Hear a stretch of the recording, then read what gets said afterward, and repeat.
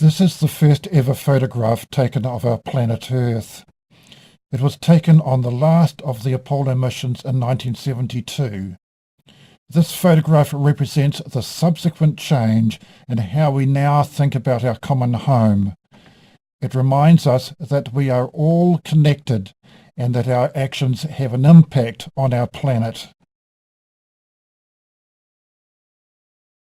There are now only 3 questions remaining about the climate crisis. Must we change? Can we change? And will we change? First of all, must we change? Scientists all around the world have been telling us for a long time that yes, we must change. Now, Mother Nature is telling us that we must change. When we stand on the ground and look up at the sky above us, the sky seems to be vast and without limits. In reality, there's just a thin shell of atmosphere surrounding our planet. We are putting 110 million tons of man-made global warming pollution into the atmosphere every single day. That pollution, especially carbon dioxide, CO2, is building up and it's trapping heat. Here is the basic science of global warming. This has been understood by scientists since the 1800s. Energy from the sun comes to Earth in the form of light. That energy is absorbed by the Earth and warms it. Some of that energy is re-radiated from the Earth in the form of heat. Some of that outgoing heat is trapped by the atmosphere, which is a good thing because it has kept our planet at a stable temperature. However, we have been polluting the atmosphere with more and more greenhouse gases which trap heat. The result is that our planet is now warming up at an unprecedented rate. There are many sources of man-made global warming pollution: agricultural practices, forest burning, transportation, and many other factors. But the main source and cause of the rising global temperatures we are seeing today is the burning of fossil fuels. Fossil fuels still provide more than 80% of the world's energy. Their use and emissions has gone up dramatically since World War II. Notice that in the last few years there has been a levelling off as the world adopts more and more clean energy solutions. Global temperatures have risen dramatically as a result of more and more pollution being trapped in the atmosphere. 16 of the 17 hottest years ever measured with instruments have occurred since 2001. The hottest year of all was 2016. Higher temperatures is a problem in many parts of the world. Here we see a man who succumbed to heat exhaustion being moved by 2 medical professionals in front of Trinity Church in the city of Boston, Massachusetts. Heat affects not only people, but also animals, crops, and our weather. On a global basis, more than 90% of all the extra heat energy trapped by our atmosphere is going into the oceans. This heat makes ocean-based storms like hurricanes, typhoons, and cyclones stronger and subsequently more destructive. In August 2015, 3 Category 4 hurricanes occurred simultaneously in the eastern Pacific Ocean. This is the first time in recorded history this has ever happened in this area.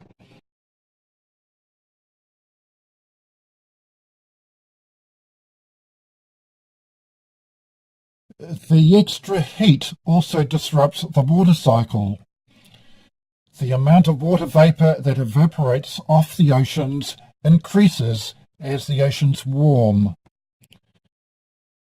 This larger volume of water vapor is carried over the land, and when it rains, more water falls on the land.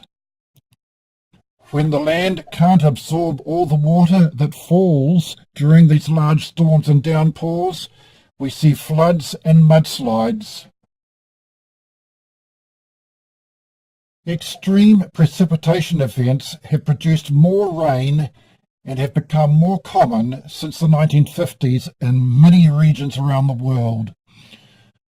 What we see here is a supercell storm with a column of rain at its centre near Glasgow, Montana, in July 2010. Extreme precipitation events lead to record flooding, which has been occurring all over the world. Sometimes people wonder how global warming can be blamed for causing more precipitation and flooding, and yet, at the same time, more drought. The extra heat that's being trapped actually leads to both. As the climate changes, precipitation patterns also change, leaving some places with less rainfall than before. Changing precipitation patterns can lead to drought and water shortages. Southern Brazil, for example, suffered a devastating drought in 2015 and 2016. Higher temperatures also have a direct effect on the incidence and severity of wildfires. Here, we see that the number of large fires corresponds closely to years with higher average spring and summer temperatures. Today, the fire season in the western US is more than 100 days longer than it was in the 1970s. In 2016, this fire in the heart of the Canadian tar sands region destroyed large parts of the city of Fort McMurray, Alberta, and forced the evacuation of over 100,000 people. According to the insurance industry, the number of climate-related extreme weather events has been going up worldwide. In 2016 alone, these disasters caused losses totaling over $175 billion. This glacier in southwest Greenland had almost completely melted by 2013 due to rising temperatures. NASA has precisely measured the decline in the mass of ice in both Greenland and Antarctica. All this extra melting is raising sea levels worldwide. This flooding occurred in Miami Beach, Florida, on a sunny day with no rain. High tides now regularly flood the streets of Miami Beach, as well as several other coastal cities around the world. This situation will only get worse as sea levels continue to rise. Miami is the number one city at risk in terms of assets at risk, along with Guangzhou in China, New York and Newark, and others. Looking at cities at risk by population, we see that many huge cities in developing countries are very much in danger. If parts of these cities become uninhabitable, where will the people who live there go? The Department of Defense in the United States has long warned about refugee crises connected to the climate crisis, as well as pandemic diseases, water shortages, and food shortages. Heat stress is now beginning to decrease crop yields from rice, corn, and soybeans. Exposure to higher levels of carbon dioxide also decreases the nutrient content of many staple crops such as rice, wheat, and soy. Infectious diseases, heat stress, air pollution, and waterborne diseases are all influenced by a changing climate. None of these are in our favour. Warmer temperatures have an impact on the spread of tropical diseases. Modern transportation and air travel play a part, but the potential range for many diseases expands as regions which are closer to the poles get warmer. This means there are more and more places where a disease like Zika can take root. The main mosquito that spreads Zika and dengue and yellow fever is now covering a wider range in a warmer, wetter world. In warmer temperatures, the virus incubates faster, mosquitoes breed more, and they are able to transmit the disease over a longer period. The health impacts of the climate crisis are often overlooked, but will affect millions of people. Climate change, along with other factors such as ecosystem loss, is contributing to the worst extinction event since the extinction of the dinosaurs 65 million years ago.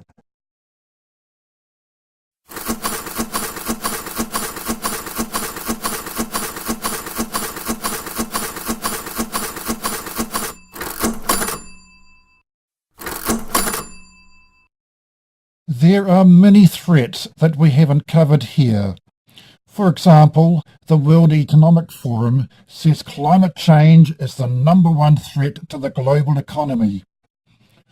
All of these threats help to answer the question, must we change? So do we have to change? Yes, we do. But what about the second question? Can we change? The answer to this question is very exciting and positive. We have already got the solutions we need available to us now. Look, for example, at renewable energy. Wind energy was predicted to provide 30 gigawatts of electricity worldwide by 2010. As of 2016, we had exceeded that prediction by 16 times over. We see an exponential curve when we look at the amount of wind energy being built around the world. Wind energy could supply 40 times more electricity than the entire world currently uses. Solar energy is an even more dramatic story. 15 years ago, the best projection was that we would install 1 gigawatt of solar energy capacity per year by 2010. By 2010, we exceeded that goal by 17 times. In 2016, we exceeded the goal by 75 times. Even more dramatically than with wind, we see an exponential curve in the amount of solar energy installed around the world. Just as we have seen with other technologies, such as computer chips and cell phones, solar costs have fallen dramatically. In some regions, solar energy is less than half the cost of electricity from burning coal.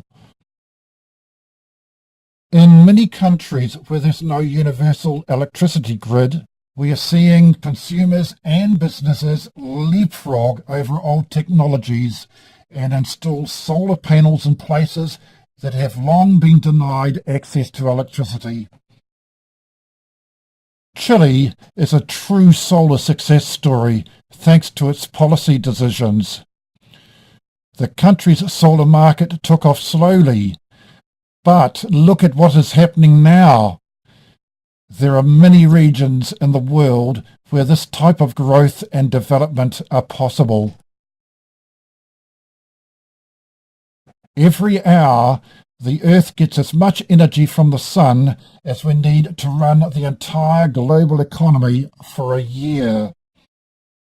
If we can increase the fraction of what we do harvest, we can make a lot of progress towards solving the climate crisis and helping local economies at the same time. Battery storage is an essential part of the green energy revolution. Batteries allow us to store excess solar or wind energy and use it during those times when the sun isn't shining or the wind isn't blowing. Batteries are also critical for the electric vehicle market. As storage technologies get more efficient and cheaper, the market is growing quickly. Highly efficient LED lights are predicted to virtually take over the market within the next 8 years. Energy-efficient technologies like LEDs save people money and help to reduce emissions by cutting down on the amount of electricity we use.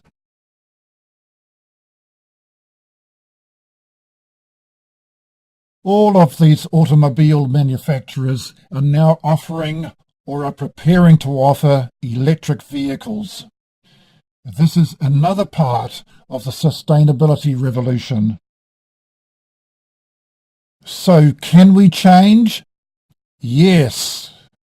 What about that final question? Will we change? Here too, there is exciting news. In December of 2015, at the Paris climate negotiations, virtually every nation in the world agreed to phase down greenhouse gas pollution to net zero emissions as early in the second half of this century as possible. In addition to actions by countries, it is more important than ever that we all take the lead on climate. We are seeing corporations, states, and provinces and cities commit to taking action to reduce emissions. We are seeing marches and demonstrations and demands at the ballot box for the kinds of changes that are needed. Please join those who are speaking out and making choices to fight the climate crisis. Use your voice and your vote and your choices in the marketplace and in your life. Speak truth to power like your world depends on it. Because your world depends on it, we need your help. To learn more about the climate crisis and what you can do to help solve it, please consider seeing the film An Inconvenient Sequel, Truth to Power, or reading the book of the same name.